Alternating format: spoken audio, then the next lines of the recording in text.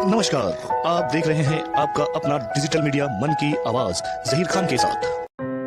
BJP ने कुर्ला विधानसभा से advocate Shri Ujjwal Nikam जी को प्रचंड मतों से विजयी बनाने हेतु वार्ड क्रमांक 151 के कार्यकर्ताओं ने विजय संकल्प सभा आयोजित की। इस सभा के आयोजक वार्ड अध्यक्ष नित्य गजेंद्र नाडर है। घूम घूम के प्रचार किया जा रहा है। आप सबको पता है कि उत्तर मध्य मुंबई लोकसभा क्षेत्र जो है बहुत लेट यहाँ पे कैंडिडेट डिक्लेयर हुआ है और हम लोग का सौभाग्य है कि एक ऐसे डैशिंग जो है कैंडिडेट यहाँ के, जिन्होंने देश में आतंकवादी जो घटना हुई थी उसमें कसाब को फांसी पे लटकाने वाला जो काम किया था, ऐसे लोगों के लिए हमें जब वोट मांगने जाना पड़ता है या उनके लिए काम करना पड़ता है तो ये हमारा परम सौभाग्य है। तो ऐसे कैंडिडेट के लिए उनको प्रचंड मतों से विजयी बनाने के लिए आज नित्या गजेंद्र नाडर जो कि यहाँ के वार्ड अध्यक्ष हैं भारतीय जनता पार्टी के, उनके द्वारा इस मीटिंग का आयोजन किया गया है। प्रमुखता इसका कारण ऐसा है कि सभी कार्यकर्ता यहाँ पर आए। यहाँ पे कुछ हमारे जूने पुराने जो भी भारतीय जनता पार्टी के वरिष्ठ लोग हैं उनका मार्गदर्शन हमें मिले और आगे किस तरह काम करना है उसके लिए मैं चाहूँगा कि किरण शेवाड़ी जी दो शब्द आपको मार्गदर्शन करें। काम ही इतना है कि लोगों के बीच सिर्फ जाने की ज़रूरत है। उम्मीदवार का जो नाम है लेट डिक्लेयर हुआ, लेकिन किस तरह आप लोगों के बीच में जाने वाले हैं और ज़्यादा से ज़्यादा लोग उम्मीदवार लेट डिक्लेयर हुआ इस बात को मानता ही नहीं मैं, क्योंकि उम्मीदवार देश का प्रधानमंत्री उम्मीदवार पहले ही पब्लिक ने डिक्लेयर कर दिया है। ये सिर्फ औपचारिकता थी ये उत्तर मध्य मुंबई की उम्मीदवार डिक्लेरेशन, और उम्मीदवार भी हमको पार्टी ने ऐसा दिया है जिसका ऊपर एक कोरा कागज़ है, कोई दाग नहीं है। क्या बोलेंगे विरोधक इनके बारे में, जो देशभक्त है, राष्ट्रभक्त है, जिन्होंने कसाब जैसे आतंकवादी को फांसी दिलवाया और इन्होंने 1993 की बॉम्ब ब्लास्ट में इन्होंने आखिर तक इन्होंने लड़ाई करके उन आरोपियों को उन्होंने सज़ा दिलवाई। क्या बोलेंगे विरोधी इनके बारे में? उनके पास कोई मुद्दा ही नहीं है इनके बारे में बोलने का। ऐसा स्वच्छ चरित्रवान नेता जो आज राजकारण में उनका पहला कदम हमारे जिले से हो रहा है, ये हमारे लिए बहुत बड़ा सौभाग्य की बात है। और कायदे तज्ञ, मैं तो बोलता हूँ अगर इसको जिता के लाएंगे हम लोग उत्तर मध्य मुंबई से, इसमें हमारा सबसे बड़ा योगदान होगा, क्योंकि सबसे बड़ा टारगेट हमें अपने वार्ड को मिला है।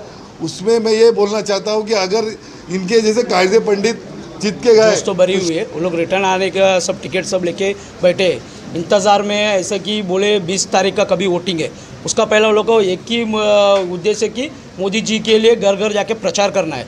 उसके लिए वो लोग जल्दी से वापस आ रहे हैं। गाँव जो गए उन लोग को कांटेक्ट कर चुके हैं कि जल्दी आके प्रचार में लगे। और जैसे कि सब बोल रहे कैंडिडेट लेट डिक्लेयर हुआ, प्रधानमंत्री कैंडिडेट को पूरा दुनिया को मालूम है मोदी जी है।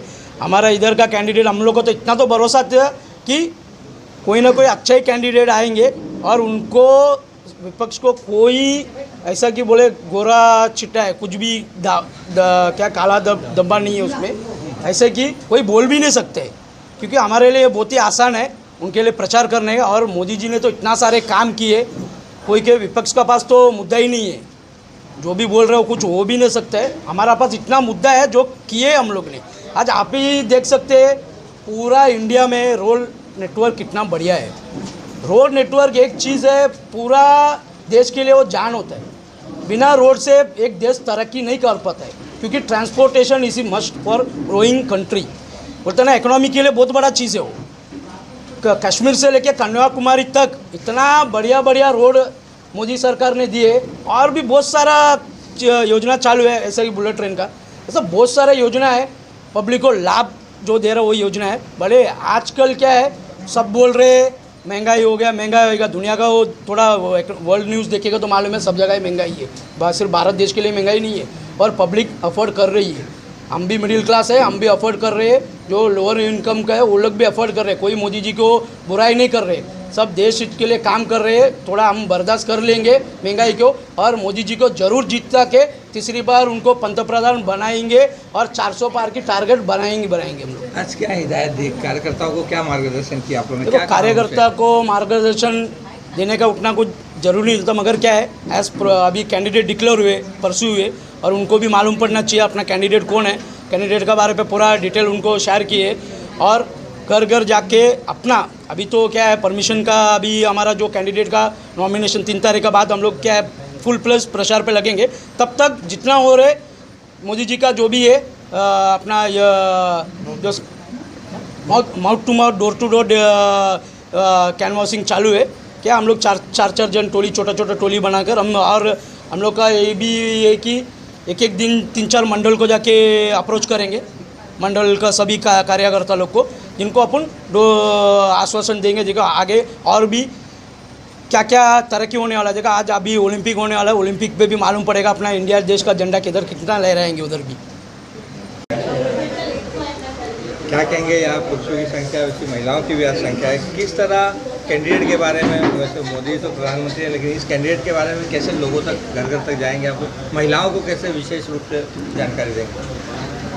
जहाँ तक अभी पता चला है उत्तर मध्य मुंबई में उज्जवल निकम जी के नाम से जैसे ही पता चला, लोगों में महिलाओं में तो उत्साह बहुत ज़्यादा दिख रही है, क्योंकि उनका जब जीवनी पता चला कि वो कौन हैं, क्या कर रहे थे और हमारे लिए चुने गए हैं, तो कुछ सोच के चुना गया होगा। तो नाम भी उज्जवल है, तो उज्जवल हमारा भविष्य भी होने वाला है। उनके साथ साथ में महिलाओं को उत्साह हमने देखा कि वो घर घर जा के अभी से मौत टू मौत जाके डोर से मिल रही है, महिलाएं जुड़ रही हैं, उनको उत्साह हो रहा है कि अब हमें काम करना है और अपने देश में मोदी जी को लाना है। और कितना काम हम कर सके 20 दिनों में, जितना फास्ट काम करें, क्योंकि बहुत देर हो चुका था, लेकिन अभी दिल में सबको इच्छा जागृत हो गया है कि हमारा जो चुनकर आए हुए हैं उत्तर मध्य मुंबई से, उन्हें हमें जिताना है। और कार्यकर्ताओं में जोश है, भाषण में भी सबके जोश था, क्या सामने देखे। सबसे पहले तो आप देख ही रहे भीड़ कितनी है, तो मैं इसके लिए तो नित्या गजेंद्र नाडार, मतलब जैसे बोलते हैं ना कि देश का सौभाग्य और हमारा सौभाग्य कि मोदी जी जैसा नेता हमको मिला, आज कैंडिडेट के रूप में उज्जवल निकम जी जैसा व्यक्ति मिला, वैसे ही हमारा सौभाग्य वार्ड में भी है कि हमको नित्या गजेंद्र नाडार जैसा वार्ड अध्यक्ष मिला। तो उनके नेतृत्व में आप देख ही रहे, बताने की ज़रूरत नहीं है कि उनके नेतृत्व में पूरा वार्ड तैयार है निकम जी के लिए काम करने के लिए और मोदी जी का हाथ मजबूत करने के लिए।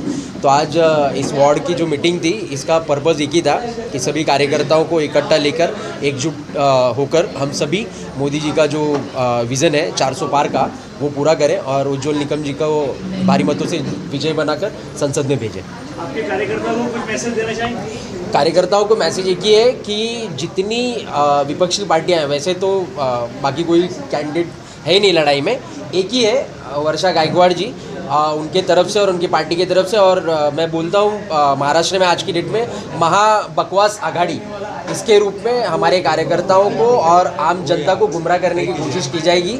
लेकिन मैंने जैसे कि आपने भाषण में भी कहा कि होना तो ये चाहिए था कि सभी पार्टियों ने मिलकर उज्जवल निकम जी को पार्टिमा देना चाहिए था और उनको बिना विरोध के संसद में भेजना चाहिए था, पर वो उन्होंने कुछ किया नहीं है। वैसा तो उनका जो माइंडसेट है वो सबको पता है। तो कार्यकर्ताओं को ये हिदायत है कि ऐसे गुमराह ना हो और मोदी जी जीत रहे, तीसरी बार आएंगे तो मोदी, सबको ये पता है। तो बहुत ज़्यादा उसमें फंसने की ज़रूरत नहीं है और बहुत ज़्यादा पैनिक होने की ज़रूरत नहीं है और अपना कैंडिडेट भी मजबूत है, आसानी से हम लोग जीत जाएंगे। लड़ने की कोई आवश्यकता ही नहीं है, क्योंकि हमने जो 10 साल में मोदी जी ने कार्य किया है, हम उसी कार्य को लेकर के जनता के पास जा रहे हैं। और हमारा कैंडिडेट उज्जवल जी है, लेकिन हमारा मेन कैंडिडेट है देश के प्रधानमंत्री और कमल निशानी, उसी के ऊपर चल रहे हैं। कार्यकर्ता में रोष है। ये इतना थोड़ा ये था कि ज़रा पहले कैंडिडेट के लिए लेट हुए, इसके लिए थोड़ा नर्वस हो रहे थे लोग, लेकिन अभी जैसे ही कैंडिडेट का परसों नाम ये हुआ, उसके बाद में सब अपने अपने काम पे लगे हैं। कोई हमारे ऐसे कोई ये नहीं दिक्कत